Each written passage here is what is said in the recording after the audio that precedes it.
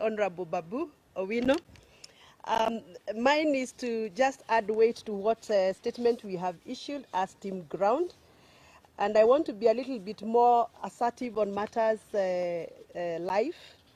You all know that we have had very many conflicting reports coming through on how many young people who are protesting in the streets were abducted, how many were killed, how many are still missing, how many cases have been processed by IPOA, and I'm sure you know that no agency is giving us information that is matching with the other. We have had engagement with Kenya National Commission on Human Rights, and we have their report here. And the report that this agency is giving us is that they have registered 61 people, young people who protested and died. And their bodies have been located in many mortuaries in this country, ranging from Narok, Nakuru, City Mortuary, Nairobi, Kakamega, Eldoret, Isebania, Thika, Nanyuki, Eldoret, Kapsabet, Rongo, Kasarani, Embu, Homa Bay, Kisumu, Nyeri PGH, Nyahururu Hospital, Bungoma County Hospital, Kakamega Hospital, Kitengela, Kenyatta National Hospital Mortuary, and Mulolongo, and Kiambu Uplands Funeral Home. Now, according to Kenya National Commission on Human Rights, these people died out of excesses of the Kenyan Police Service.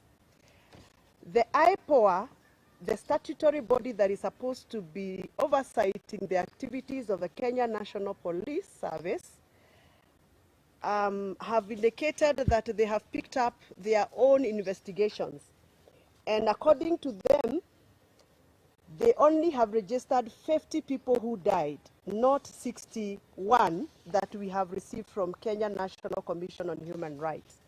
And out of the 50 cases IPOA has registered, they have also registered 19 people who are abducted or reported abducted and missing. But out of all those cases, IPOA has only been able to process 4 files and submitted those files to the DPP.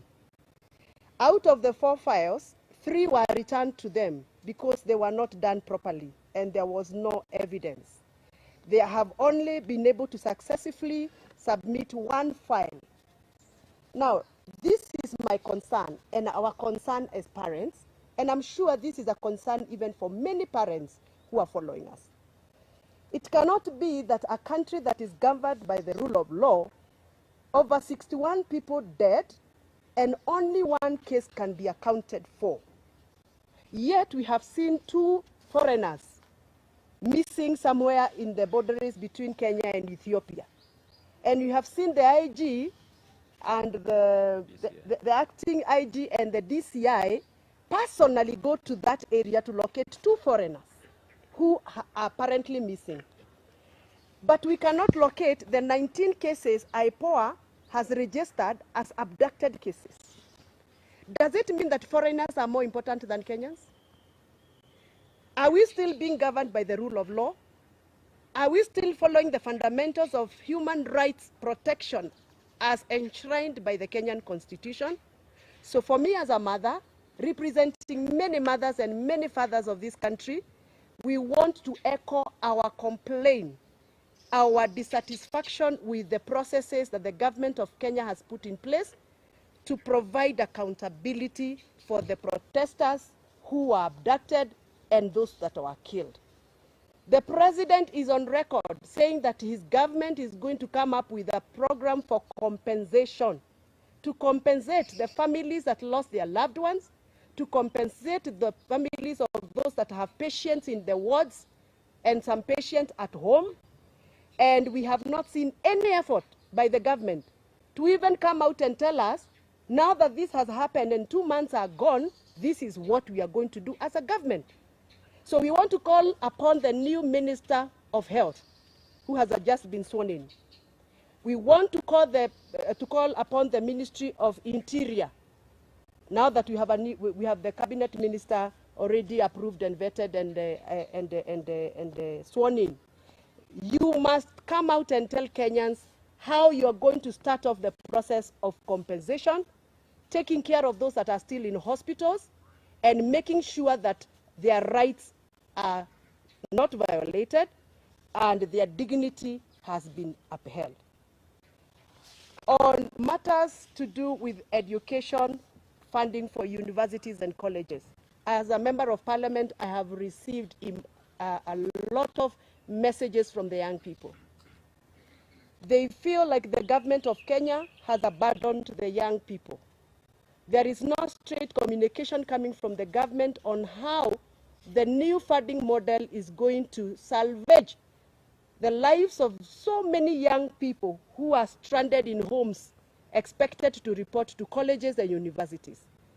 We are requesting the government to come out very clearly and give out a clear guideline. We are only seeing some letters flying in the social media, but nobody is doing a presser like this to address this issue and explain to the young people.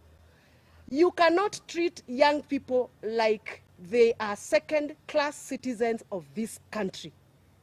This is the future of this country, and you are no longer going to assume the young people of Kenya the way we have done. So we are requesting and demanding, let us demand because I think it's our right, that the minister in charge of education must come out very, very boldly and tell us the way forward on matters to do university, funding, and colleges, and assure those students that are still at home that there is hope for them to resume school and there is hope for them to progress with their careers.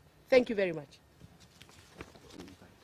I want to invite my sister, the lovely Catherine Omanyo.